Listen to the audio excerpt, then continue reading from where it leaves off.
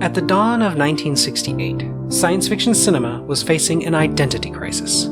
The serious science fiction films of the early 50s had given way to ever more schlocky and ridiculous movies that were more popcorn entertainment than cinematic art. Then Stanley Kubrick released 2001: A Space Odyssey, a meditative science fiction film that would take the genre to new heights of serious artistic respectability and filmmaking potential. But that's a story for another day. This is a story about another film from 1968, released a few months after Kubrick's influential masterpiece, something that went in a somewhat different direction.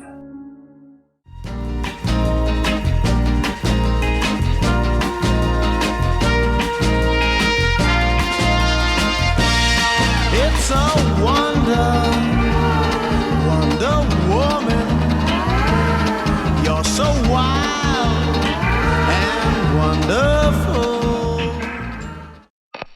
In a distant future where violence has been completely eliminated and love dominates the galaxy, the space heroine Barbarella is tasked with tracking down Dr. Duran, a rogue scientist who has built a superweapon called the Positronic Ray.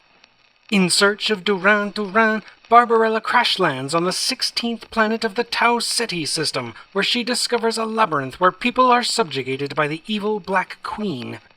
She breaks into the Black Queen's palace with the help of the blind angel Pygar, but before she can set things right, she is captured by none other than Duran, who straps Barbarella to a machine that will pleasure her to death.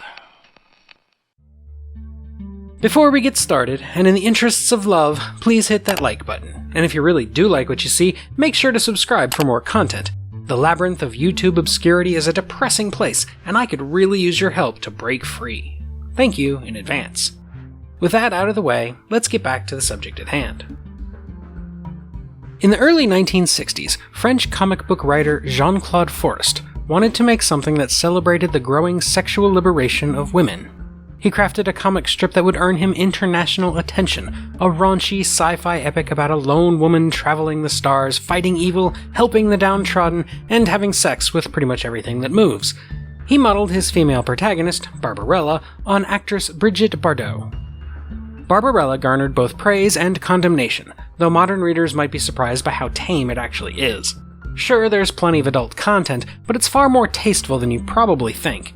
In 1964, however, after the first assembled collection of Barbarella comics was published throughout the world, it was pretty controversial. Though not the first truly adult comic book, it was certainly more adult than comic book readers of the time were used to.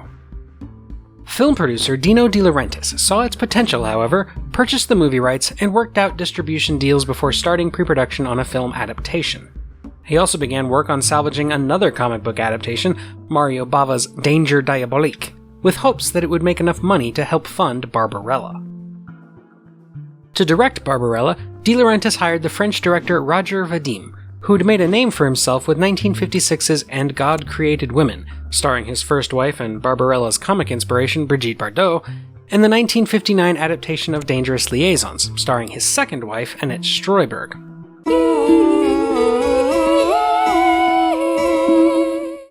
Vadim took the job because he liked the idea of adapting a comic strip, voicing a particular love of Peanuts, because Snoopy and Barbarella clearly have a lot in common. The satirist Terry Southern then met with De Laurentiis and Vadim in order to work out the screenplay, which was conceived of as a science fiction sex comedy. Southern was frustrated by De Laurentiis' insistence on keeping the budget down, and his initial screenplay went through several more writers before reaching its final state. The next step was casting the titular Barbarella. A few different actresses were considered and approached, including the Italian actress Verna Lisi, who was so offended by the offer that she terminated her contract with United Artists and returned to Italy, Vadim's first wife Brigitte Bardot, who was no doubt the first choice of the comic creator Jean-Claude Forest, and then Sophia Loren, who bowed out because she was pregnant at the time. After Loren passed, Vadim turned to his then third wife, Jane Fonda, who was still recovering from a pair of sex scandals. She was skeptical of the role, but Vadim convinced her that science fiction was a genre on the rise, that Barbarella would make people take her seriously as an actress. Somehow. Illogical! It was Fonda herself who recommended actor John Philip Law for the character of Pygar the Winged Angel. Fonda had worked with him before on Hurry Sundown, and though he was busy filming Death Rides a Horse and Danger Diabolique at the time, he agreed to do Barbarella because he was an avid comic book reader. In addition to Forrest's original Barbarella, Law read a lot of Hawkman comics in preparation for the role. For Dr. Duran Duran, they hired the Irish actor Milo O'Shea, who had scored a Tony nomination for his work on Broadway's Staircase, and whose previous film credits included Ulysses and Romeo and Juliet. The Black Queen is played by the German-Italian model Anita Pallenberg, probably most famous for dating 2 of the Rolling Stones and bearing 3 of Keith Richards' children, and her lines were dubbed over by Joan Greenwood. The British former teen idol David Hemmings, known for Blow Up and Camelot, plays the hapless freedom fighter Dildano, and the prolific French actor Claude Dauphin has a glorified cameo as the President of Earth, who gives Barbarella her mission. Probably the most interesting actor in the cast, though, is Marcel Marceau, arguably the world's most famous mime, known for helping the French resistance in World War II and then inventing his alter ego Bip the Clown. In Barbarella, he plays Professor Ping, who assists Barbarella by repairing her vessel and pointing her to Pygar, and this was his first speaking role in a feature film, requiring him to learn a new set of acting skills. Unfortunately, his lines were ultimately dubbed over by Robert Wrighty, so audiences still didn't get to hear Marceau's voice just yet. Barbarella began filming in June of 1967, immediately after principal photography wrapped on Danger Diabolique. Many sets from that film were repurposed with minimal effort for Barbarella, and much of the crew was retained.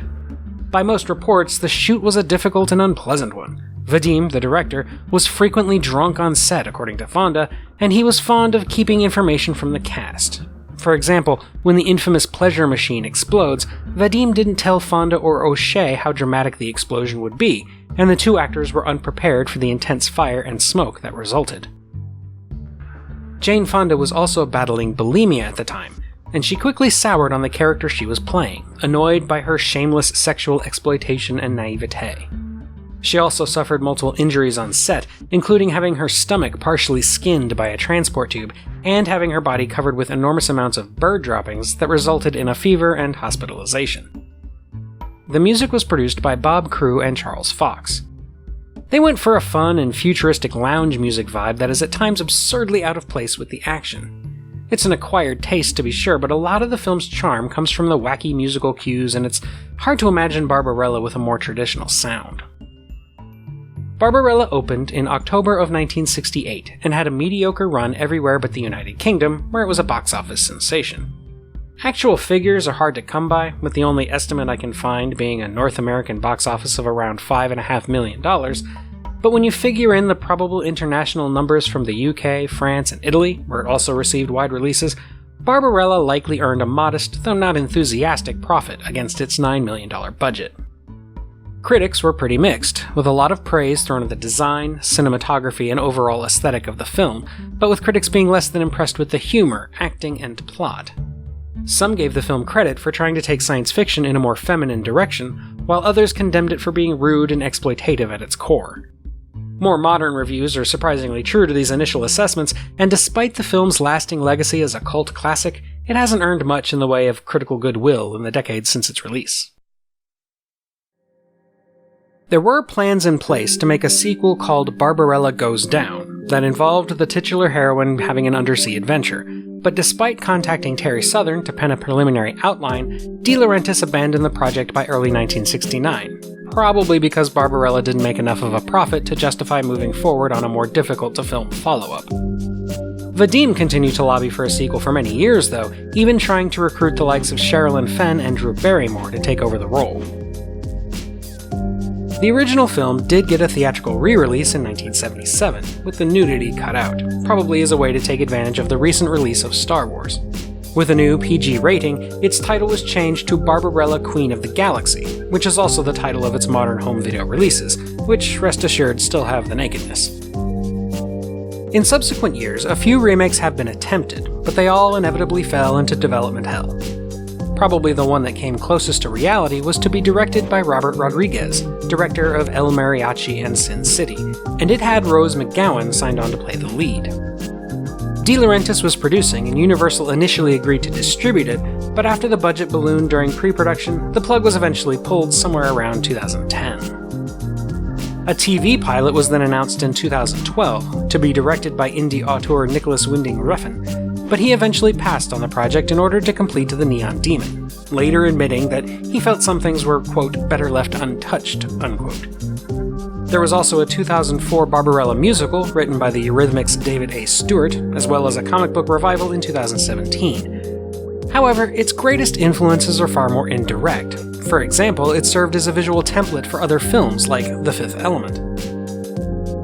It had a pretty big influence in popular music as well, most notably by the 80s pop band Duran Duran, which took its name from the film's antagonist. In 1985, the band managed to get Milo O'Shea to reprise his role, sort of, as the villainous Duran Duran for their concert film Arena, and the band's 1997 song Electric Barbarella is about, well, let's just say it's about how much they love Barbarella. In this century, Barbarella influenced the music videos for Lights' Drive My Soul and Ariana Grande's Break Free, as well as being the basis for the awesome 2018 Clutch single In Walks Barbarella. As for me, I find Barbarella to be a bizarre little film that is earnest in its attempts to be a Buck Rogers for the free love generation. I also respect it for being a remarkably faithful comic book adaptation many decades before comic book adaptations would be treated so seriously. The humor doesn't always land, though, and the overall tone of the movie is all over the place. It's silly, exploitative, and trashy. That said, I do enjoy it, though I'm usually more bemused than genuinely entertained. It has the quirky charm of a cult movie and the unique style of auteur filmmaking, but I'm not sure I can call it a great piece of cinema. Of course, that doesn't make it any less of a science fiction classic. And that's all for today, my fellow Earthlings. What do you think? Is Barbarella an icon of sexual liberation, or a schlocky bit of sexual exploitation we should be ashamed of? Let me know in the comments. Don't forget to like and subscribe if you haven't done so already, and if you really do like what I'm doing, consider becoming a patron to earn early access to my latest videos, vote on future topics, get your name in the credits, and more. Also check out my website at emcgill.com for written reviews of several more science fiction classics in both film and literature. Until next time, when we'll be discussing some vintage Russian propaganda, this is the Unapologetic Geek, telling you to never be ashamed of what you love. As long as you're not hurting anybody.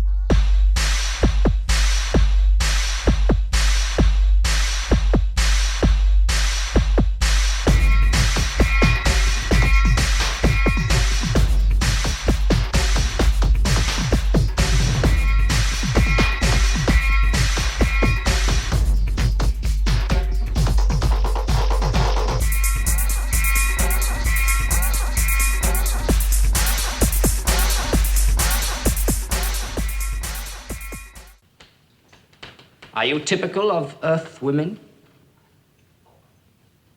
I'm about average.